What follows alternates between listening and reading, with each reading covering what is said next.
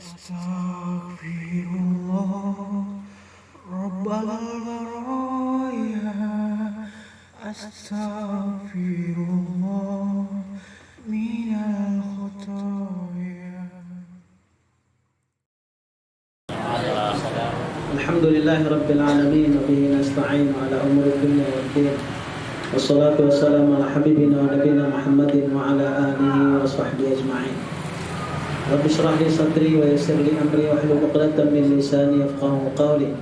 Subhanaka la ilma lana illa ma 'allamtana innaka antal alimul hakim.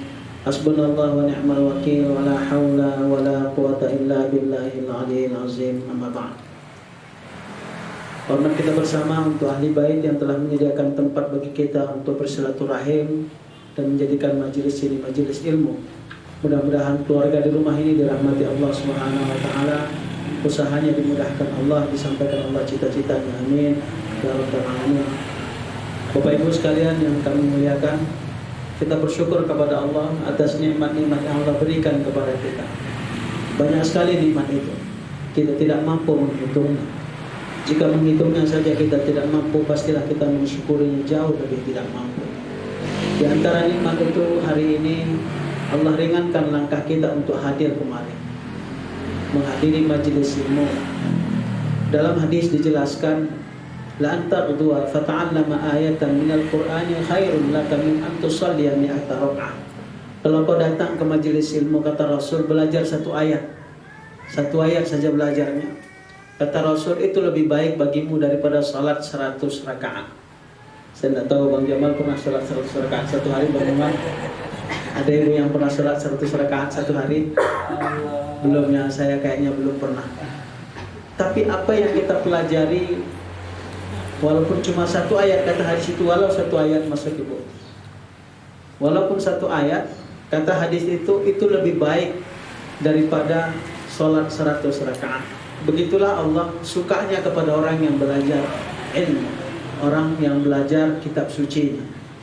Dalam hadis lain dijelaskan, orang yang pergi menuntut ilmu itu seperti orang yang sabilillah hatta yarji', sehingga dia pulang ke rumah. Mohon maaf, andai kata dan tidak diinginkan, andai kata terjadi sesuatu dalam perjalanan, pergi atau pulang, InsyaAllah orang-orang yang sedang berjalan menuntut ilmu itu dihitung sebagai syahid. Bukan hanya itu, orang-orang yang berada di majelis ilmu akan didoakan oleh para malaikat. Kemudian dalam hadis dijelaskan, ikan-ikan yang di lautan pun akan mendoakan orang yang berada di majelis ilmu. Begitu utamanya ilmu dalam pandangan Islam, dan mudah-mudahan Allah Subhanahu wa taala terus membimbing kita untuk memahami ilmu, mengamalkannya, dan menebarkan ilmu itu kepada orang-orang yang ada di sekitar kita. Amin ya rabbal alamin. Salawat dan salam untuk Rasul yang mulia Muhammad sallallahu alaihi wasallam, Nabi yang kita harapkan kelak syafaatnya yauma la yanfa'u malu wala banun illa man atallaha biqalbin salim. Pada hari tidak berguna harta, tidak berguna anak, tidak berguna segala-galanya kecuali datang kepada Allah biqalbin salim, dengan hati yang bersih, dengan amalan-amalannya yang dia kerjakan di dunia. Mari kita berselawat kepada beliau. Allahumma salli ala Sayyidina Muhammad wa ala ali Sayyidina Muhammad. Bapak Ibu sekalian yang dimuliakan Allah Subhanahu wa taala, hidup ini kita ingin bahagia. Semua kalau ditanya pasti ingin bahagia. Lantas apa sih kunci bahagia itu? Mungkin tidak semua kita bahas pada kesempatan kali ini, tapi paling tidak menurut ulama ada 5 kunci kebahagiaan. 5 kunci kebahagiaan. Kunci kebahagiaan yang pertama adalah if'alil khair. Teruslah melakukan kebaikan. Kunci kebahagiaan yang kedua adalah ahibba li nafsik. Cintai dirimu. Kunci kebaikan yang ketiga adalah samih daiman. Jadilah orang yang pemaaf. Kunci kebahagiaan yang keempat adalah kun ijabiyan. Jadilah orang yang berpositif thinking. Kunci kebahagiaan yang kelima, la tu'dhi ahadan, jangan menyakiti siapapun. 5 Bu ya. Ya, tapi kayaknya kita bahas 1 saja ini. Biar ada 4 lagi kapan-kapan dicicil nanti kalau ada pertemuan. Yang pertama tadi if'alil khair. Teruslah melakukan kebaikan. Yang kedua tadi ahibba li nafsik. Mana tahu ada yang belum tertulis. Sengaja saya ulang, kita nyantai. Ahibba li nafsik, cintai dirimu. Yang ketiga, samih daiman. Jadilah orang yang pemaaf. Yang keempat, kun ijabiyan. Hiduplah berpositif thinking. Yang kelima, la tu'li ahadan, jangan sakiti orang atau jangan sakiti siapapun. Pertama, if'alil khair, teruslah melakukan kebaikan. Kenapa sih kita harus bikin baik? Ibu-ibu, kenapa kita harus berbuat baik? Pertama, karena kebaikan itu menenangkan. Kebaikan itu menenangkan. An Wabidah bin Ma'bad qala ataitu Rasulullah sallallahu alaihi wasallam faqala ji'ta tas'alu 'anil birri qultu na'am qala istabdi qalbak al birru matma'annat ilaihi an-nafsu wa matma'anna ilaihi al-qalbu wal ithmu ma haka fi an-nafsi wa taraddada fi sadri wa in aftaka an-nasu aftauka wa qala wal ismu ma karihta ayyattali alaihi nas. Kata Rasulullah SAW, hadis ini dari Wabidah bin Ma'bad. Kata Wabidah bin Ma'bad, ataitu Rasulullah SAW, aku datang kepada Rasul. Jadi Wabidah ini salah seorang sahabat. Dia datang dalam hadis ini pada tahun ke-9 Hijrah. Dia datang menemui Rasul. Begitu datang menemui Rasul, dia belum ngomong. Begitu ketemu sama Rasul, Rasul ngomong kepada Wabidah. Kata Rasul kepada, mari Pak Saragi. Selamat. Sini samping saya, Pak.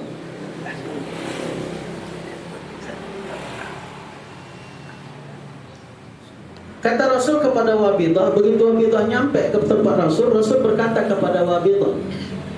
Apa kata Rasul kepada Wabidah? Ji'ta tas'alu 'anil birri. Kata Rasul kepada Wabidah, apakah kau datang ini ingin bertanya tentang kebaikan? Jadi ini diantara mukjizat Rasul.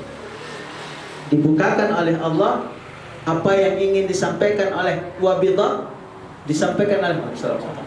Silakan. Kata Rasul kepada Wabidah, ji'ta tas'alu 'anil birri, kau datang ingin bertanya tentang kebaikan. Kata Wabidah, na'am ya Rasul. Betul ya Rasul. Aku datang mau bertanya apa itu kebaikan. Lihat Ibu, kalau Ibu ingin tahu, Bapak ingin tahu apa itu kebaikan, tidak usah repot-repot sebelum kita buka Quran, buka hadis, cari dan sebagainya.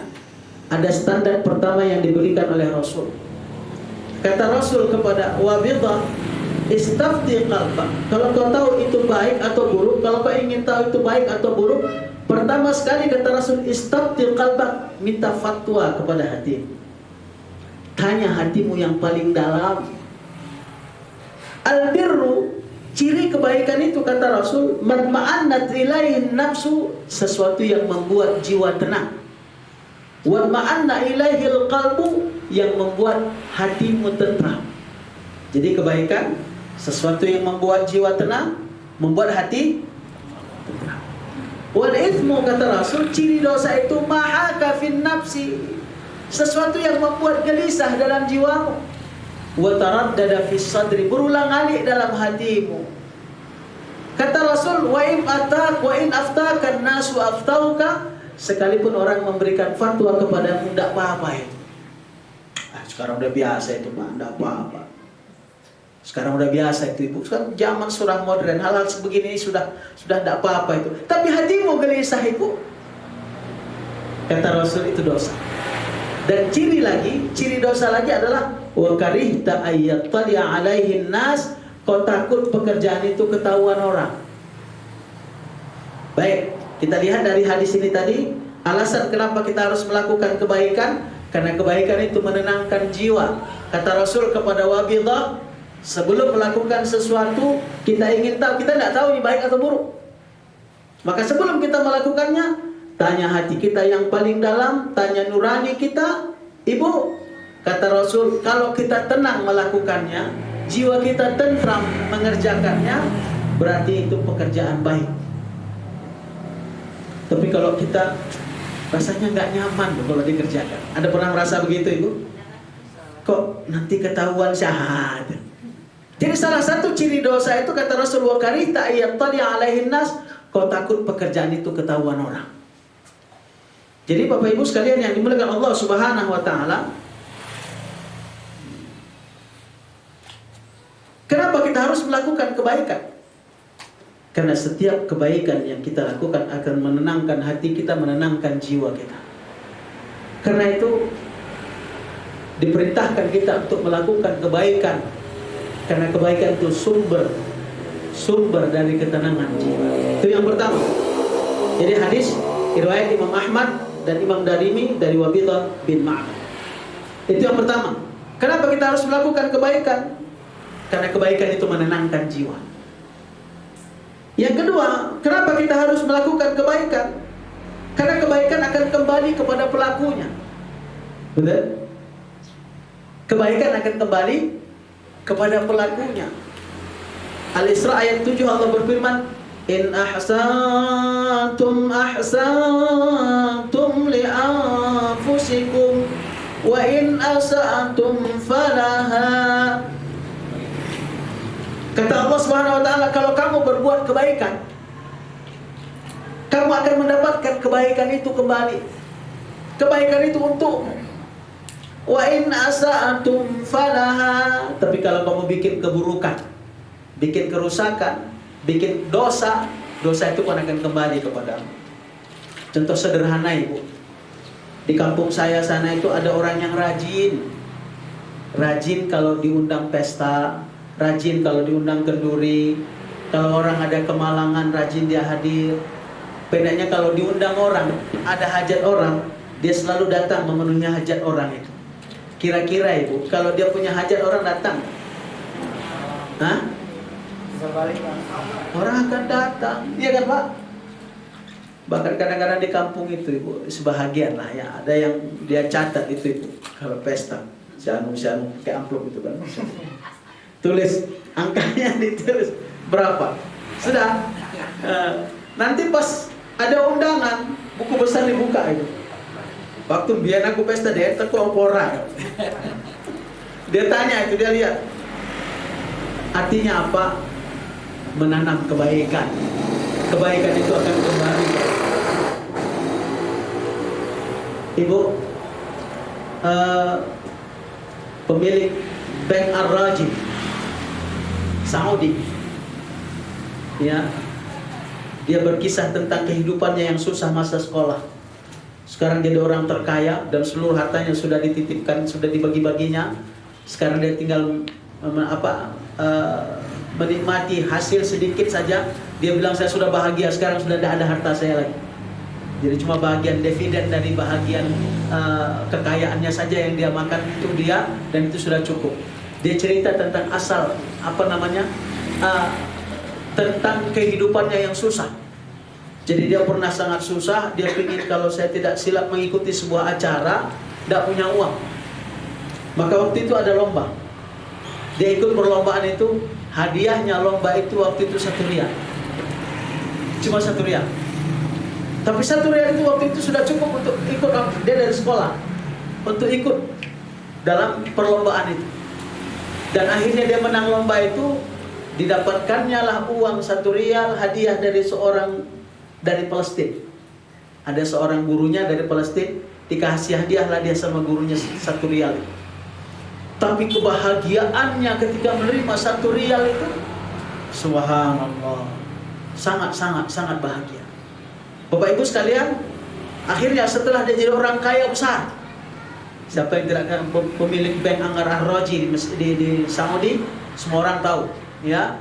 Kekayaannya setelah dia kaya dicarinya ustadznya. Dicarinya gurunya itu dapatnya lah di Palestina. Begitu sampai di Palestina dia bilang sama gurunya, saya punya utang sama tuan guru. Utang apa? Aku gak pernah utangkan uang sama utangkan apa-apa sama kau, kata si guru. Kata dia dulu, dia ceritakanlah kisah perlombaan itu, dan saya tuan guru berikan waktu itu 1 rial. Sambil tersenyum si guru bilang, berarti kau datang kemarin mau ngasih aku 1 rial lain gitu. Iya kan? Katanya tuan guru, alhamdulillah aku sekarang memiliki berbagai hal. Allah berikan nikmat kepadaku. Tapi kegembiraanku, begitulah mengenang kebaikan. Kegembiraanku menerima 1 rial yang darimu dulu, itu mengalahkan kegembiraan apa yang aku miliki hari ini. Dibawanya gurunya ke Arab Saudi, tinggal di Arab Saudi, dikasihnya rumah mewah, dikasihnya kendaraan mewah, disiapkannya seluruh fasilitasnya karena kegembiraan. Kenapa ibu? Dia menanam. Kecil kadang-kadang itu. Kecil kadang-kadang. Tapi diingat orang. Ibu kadang-kadang kita jalan. Di pinggir jalan itu dekat lampu merah ada orang yang minta-minta. Kita lemparkan uang 5.000. Ibu, mungkin doanya yang buat kita selamat dalam perjalanan. Mungkin doanya yang membuat kita bisa tenang. Begitu kita pergi, kita sudah tidak ingat apa yang kita lempar itu. Dia doa, ya Allah selamatkan dia dalam perjalanan. Jika ada masalahnya, ya Allah selesaikan masalah. Ya Allah bantu dia. Jika dia sedang bermasalah dalam rumah tangganya, damaikan mereka. Jika ada keluarganya yang sakit, sembuhkan penyakitnya. Ibu, doa seperti itu adalah doa yang ikhlas, doa yang mustajab. Dalam hadis dikatakan ad-du'a inda zahril ghaib mustajabun. Doa yang dilantunkan tanpa tahu orang itu kita doakan, kata Rasul, mustajabun. Doa itu mustajab. Kenapa doa yang tak diketahui orang itu kita doakan mustajab? Disitulah bukti keikhlasan kita. Tak perlu diminta mendoakan kita. Kita lihat situasinya sulit, kita doakan dia. Kita lihatkan situasinya susah, kita minta kepada Allah agar Allah hilangkan kesusahannya. Ini adalah bahagian dari doa yang mustajab. Ayat menjelaskan surah Al-Isra, in ahsantum li anfusikum. Jika kamu berbuat baik, maka kamu mendapatkan kebaikan. Kebaikan itu akan kembali kepada